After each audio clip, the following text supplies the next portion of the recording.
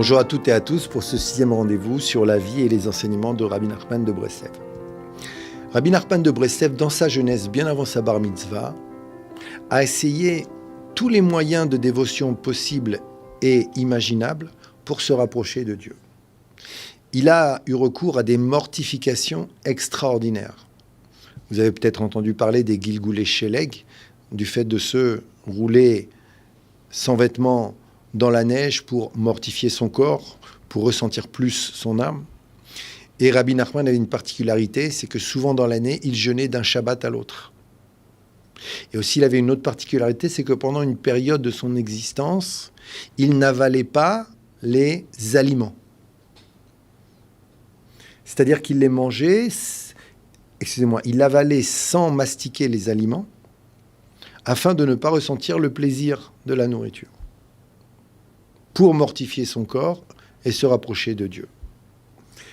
Eh bien, il nous lègue la chose suivante.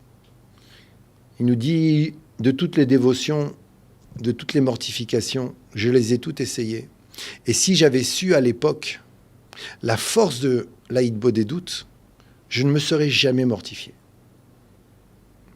L'Aïd-Bodédout, la traduction étant l'isolement, le fait de s'isoler. Okay.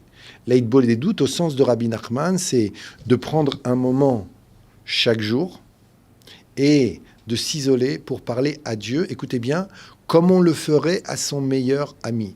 De tout lui dire comme on raconterait à son meilleur ami.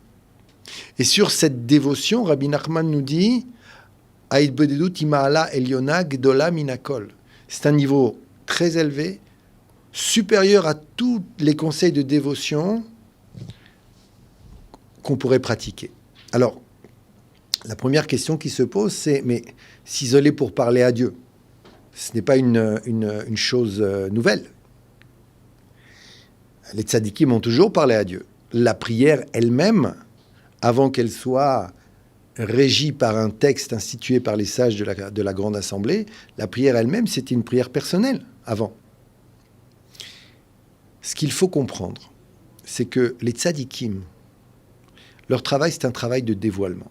Ça veut dire qu'une dévotion peut exister.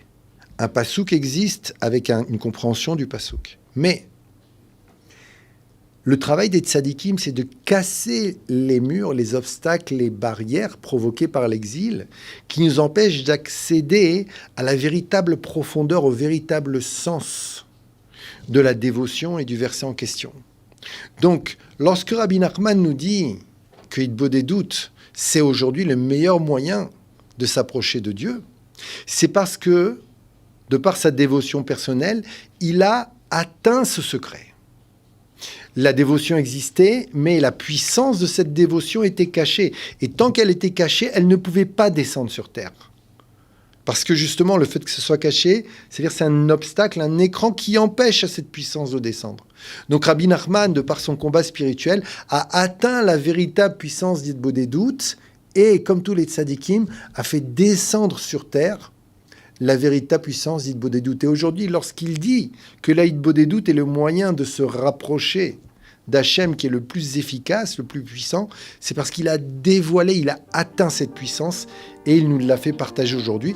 Et aujourd'hui, comme il le dit, si tu veux vraiment t'approcher de Dieu, prends un moment, tous les jours, commence avec un petit instant, mais régulier, un rendez-vous avec Hachem et raconte-lui tout comme on parlerait à son meilleur ami. C'est un conseil qui est simple à mettre en pratique et pour lequel il demande simplement le courage de prendre le temps, de commencer avec 2, 3, 4, 5 minutes. Et Bezrat Hashem, ce qui ressort de ce dialogue avec Akadosh Baruch Hu, c'est une lumière extraordinaire qui va changer la vie, la manière dont on l'aperçoit et qui va nous changer nous-mêmes. Amen Kenny Ratsan, à bientôt.